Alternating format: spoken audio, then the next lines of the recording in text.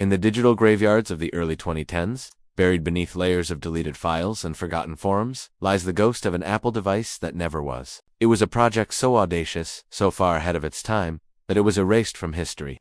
This is the story of Project Wildcat. Our journey begins not in a pristine lab in Cupertino, but in the shadowy corners of the internet. The year is 2010. Apple, riding high on the success of the iPhone, is secretly working on something else. Whispers begin to surface on obscure tech forums, fragmented posts, cryptic messages, all pointing to a single codename, Wildcat. These posts would vanish as quickly as they appeared, deleted by unknown moderators. But the internet never truly forgets. Recovered cache files and pixelated images hinted at the impossible. Blueprints, clearly watermarked with the iconic Apple logo, for a device that looked like nothing we had ever seen. The timeline places it squarely in the Steve Jobs era, right around the launch of the iPhone 4. But while the world was focused on antennas and retina displays, a small, elite team at Apple was dreaming of the next revolution. So, what was Project Wildcat?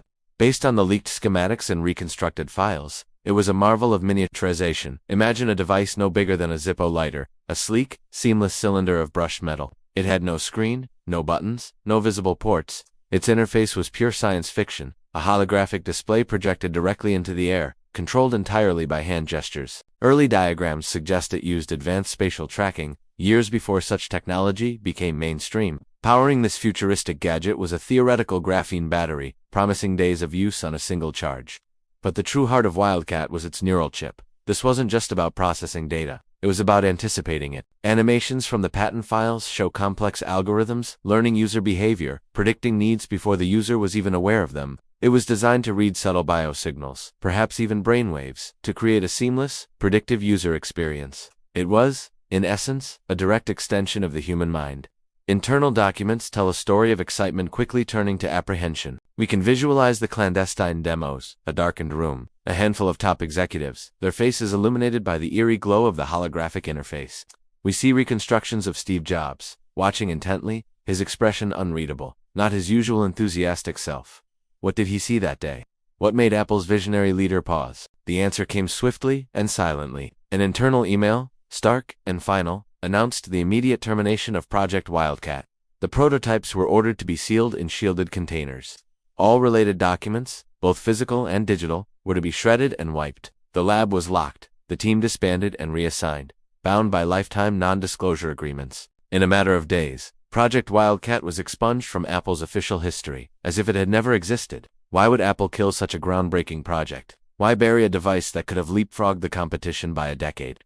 3 theories emerge from the digital shadows, each more compelling than the last.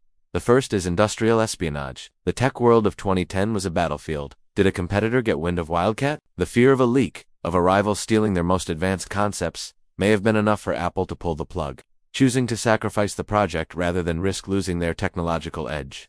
Silhouettes in hushed meetings, clandestine data transfers, it's a classic tale of corporate intrigue. The second theory is far more pragmatic. Cost? The technology inside Wildcat was simply too expensive, too difficult to manufacture at scale. Financial spreadsheets from the era, highlighted in stark red, show a stark contrast. The bill of materials for a single Wildcat prototype was estimated to be thousands of dollars, compared to the few hundred for an iPhone 4. The custom graphene batteries, the miniature holographic projectors, the bleeding-edge neural chip. The supply chain didn't exist. Apple, a company built on mass-market success, couldn't justify a product that only a handful of people could afford. It was a beautiful dream, but an economic nightmare. But there is a third, darker theory. It revolves around the very core of what made Wildcat so powerful, its neural interface. The device was designed to collect an unprecedented amount of personal, biological data. It wasn't just tracking your heart rate, it was learning your thoughts, predicting your desires. This raised immense privacy red flags within Apple, a company that has always publicly championed user privacy. Simulated headlines flash across the screen. Apple's mind-reading device sparks global outcry. Governments demand access to neural data. Did Apple see a future filled with lawsuits, ethical quagmires, and a breach of trust they could never recover from? Did they realize they had created a technology that humanity simply wasn't ready for? Perhaps they sealed the vault on Project Wildcat not for business reasons, but to protect us.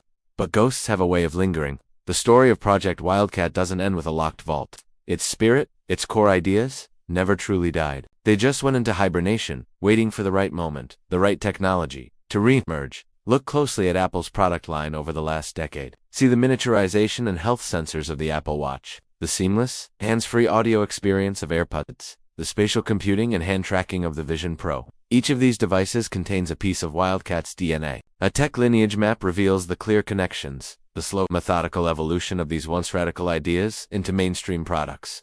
It's as if Apple dissected Wildcat and has been slowly feeding its innovations to us, piece by piece, when the time was right. Recent patent reactivations suggest the story is far from over. An anonymous quote, attributed to a former Apple engineer, sends a chill down the spine. The Wildcat never died. It's just hibernating. All signs, all whispers, point towards 2025. So we are left with the fragmented documents, the montage of evidence, and a single, haunting question. Was this revolutionary device buried forever in the archives of tech history? Or was it saved, kept hidden until the world was finally ready for its return? Some tech disappears for a reason. Subscribe for more buried secrets.